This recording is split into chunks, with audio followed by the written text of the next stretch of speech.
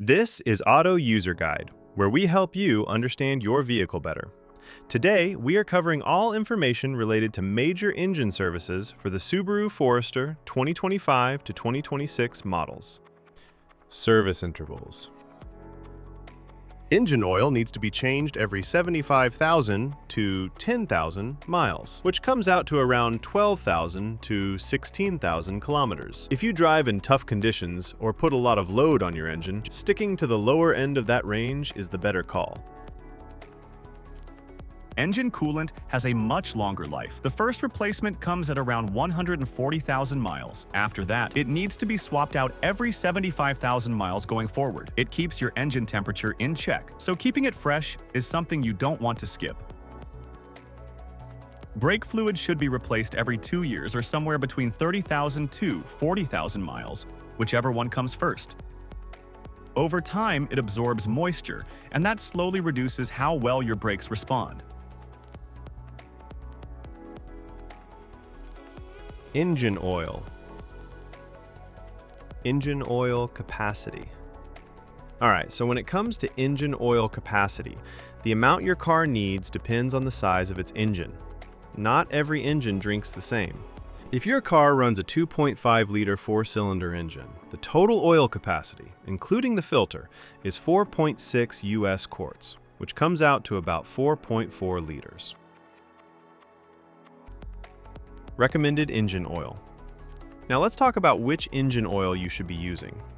The recommendation is to go with a genuine engine oil, or any good quality commercial engine oil, if it matches the right type and viscosity for the temperature in your area. That last part matters more than people realize. The oil that works well in a cold climate isn't always the best choice for somewhere hot, so always check the viscosity chart and pick accordingly. On the topic of synthetic oil, you can use it. Synthetic motor oil is perfectly fine as long as two things check out. It carries the API certification seal, and it matches the viscosity grade your engine calls for. If both boxes are ticked, you're good to go. Change engine oil and oil filter. Before anything else, change your oil and filter based on the maintenance message that shows up on your driver information display. That message is your reminder. Don't ignore it. Here's how the full process goes. Step 1. Start the engine and let it run until it reaches its normal operating temperature. Once it's warmed up, turn it off. Warm oil drains out much more easily than cold oil. Step 2. Open the hood and take off the engine oil fill cap. This helps the oil drain smoothly by allowing air in. Step 3. Get under the car and locate the undercover. Remove the Phillips head screws and slotted head screws by turning them 90 degrees counterclockwise. Then pull the undercover off. Step 4. Find the drain bolt at the bottom of the engine. Remove it along with the washer and let the old oil drain completely into a container placed underneath. Step 5. Remove the oil filter and let any remaining oil inside it drain out as well. Set it aside for proper disposal. Step 6. Before putting on a new filter, check that the old filter gasket didn't stick to the engine's contact surface. This is a small but important check. A leftover gasket can cause an oil leak. Step 7. Clean the contact surface on the engine block, wiping away any dirt or dust. Then install a fresh oil filter. Step 8. Put a new washer on the drain bolt and reinstall it back into the engine. Step 9. Pour in the recommended engine oil. Make sure you're using the right type and the correct amount for your engine size. Step 10. Put the oil fill cap back on securely and start the engine. Step 11. Let the engine run for a few minutes, then get underneath and check around the drain bolt and oil filter for any leaks. If you see drips, shut the engine off and address it before going further. Step 12. Turn the engine off and wait for about 3 minutes. This gives the oil time to settle. Then pull out the dipstick and check that the oil level is right where it should be. Now we're moving on to coolant and fluid specifications. Keeping your coolant at the right level is just as important as your engine oil. It keeps your engine from overheating and running into serious problems. Engine coolant. Radiator.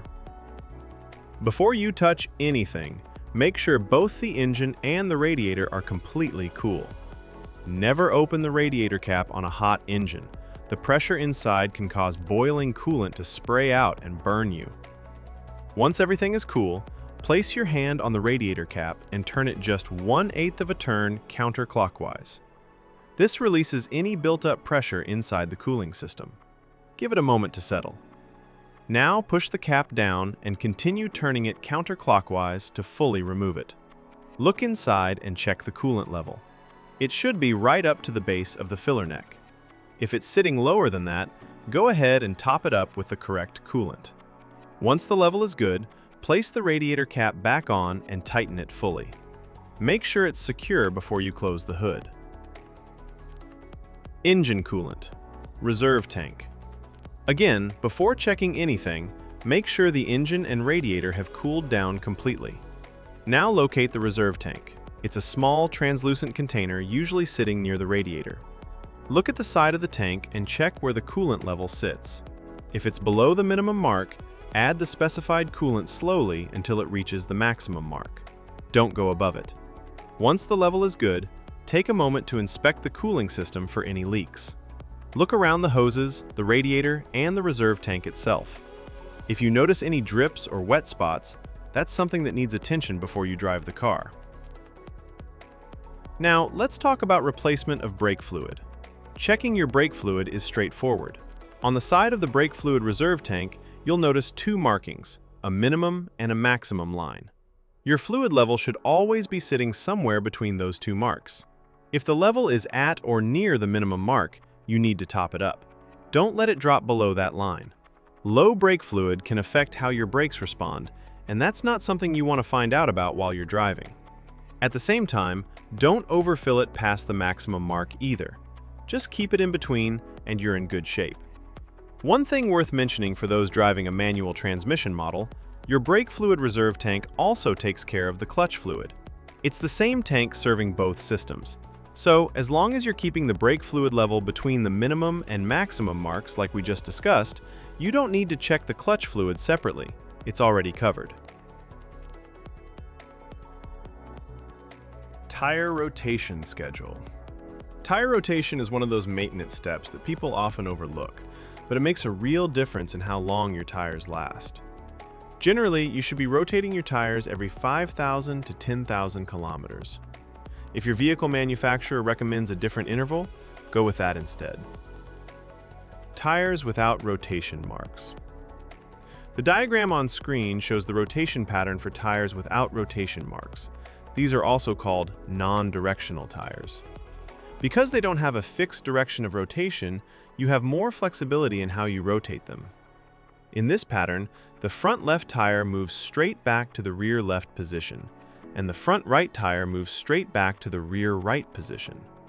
Then, at the next rotation interval, the rear tires cross over, the rear left moves to the front right, and the rear right moves to the front left. This cross-rotation method spreads the wear more evenly across all four tires, which helps them last longer overall.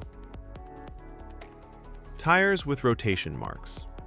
The diagram on screen now shows the pattern for tires with rotation marks, commonly known as directional tires. You'll notice an arrow on the sidewall of these tires, and that arrow tells you which direction the tire is meant to spin. It only works one way. Because of that, you can't cross these tires from one side of the vehicle to the other. The rotation here is simpler. Tires just swap between front and rear on the same side. The front left goes to the rear left comes up to the front left, and the exact same thing happens on the right side. It's a straightforward swap, just without the crossing over that you do with non-directional tires. Now let's talk about the fuel tank capacity. Your fuel tank holds a total of 16.6 US gallons, which is equal to 63 liters. Depends on the models. Watching this video, I really hope it helped you understand things a little better. If you found it useful, give it a like.